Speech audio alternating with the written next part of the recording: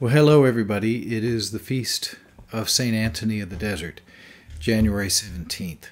And I wanted to take this opportunity just to wish you a happy feast day. St. Antony of the Desert is considered the father of all monks. Now, we know that he was not the first monk because tradition tells him that, first of all, he went and left his sister with a group of nuns at the outskirts of his village. Also, when he went into the solitude of the desert, he trained under a legendary monk named St. Paul the Hermit. So St. Antony was probably not the first monk, but he certainly was the most famous of the first monks and therefore has received the title the Father of Monks. Antony symbolizes the whole desert tradition. And that desert tradition is pretty profound when we think about it in a modern sense. A lot of people think that those first monks were running away from the world. And in some sense they were, but in another sense they were not. They believed that the problem with their modern world was spiritual, that there was a battle between good and evil going on, between good spirits and bad spirits. They also believed that those bad spirits, those demons, those devils, lived out in the uninhabited, arid places of the desert, places that human beings were usually pretty frightened of. So the first monks went out into the desert to do battle, to get, though, to the cause of the problem of their modern world. They were not running. They were indeed going forward. They also had the humility to not point fingers at other people to solve the problems of the world. And this is an all too familiar pattern today.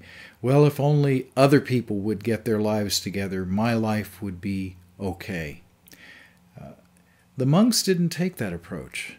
They had the humility and the courage to start with themselves. So they went into the desert to do battle with the spiritual problems of the world, and they had the humility to start with themselves. So we hear in those, for instance, the lives of St. Antony of the Desert, all these rather fantastic stories about his battles with demons.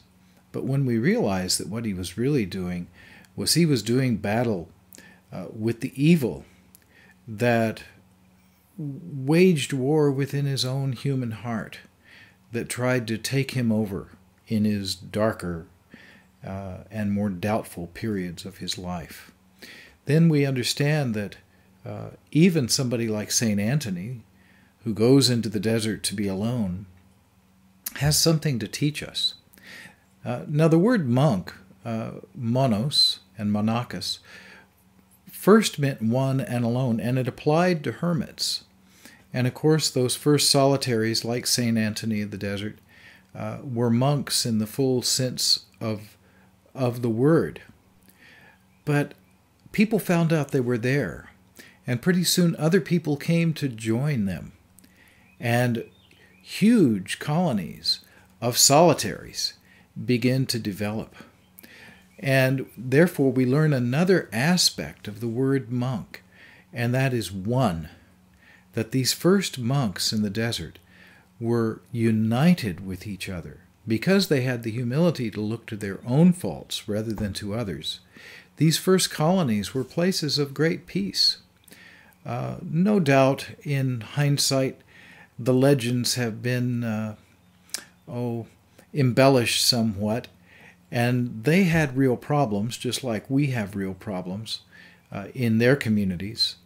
But nonetheless, the word monk can teach us that we can't just run away from each other. We have to learn how to be truly one with each other.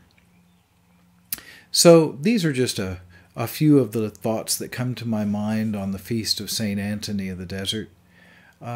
Let's, with St. Antony, dare to get to the spiritual cause of our problems and of our world's problems.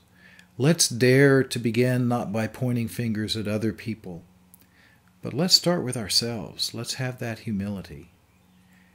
And once we do that, we will begin to have a better grasp on how to live in harmony, in unity, and in communion with all of our brothers and sisters, in our own families, in our own religious communities and parishes, indeed throughout all the church, with all religions, with all humanity, and yes, even out to all creation.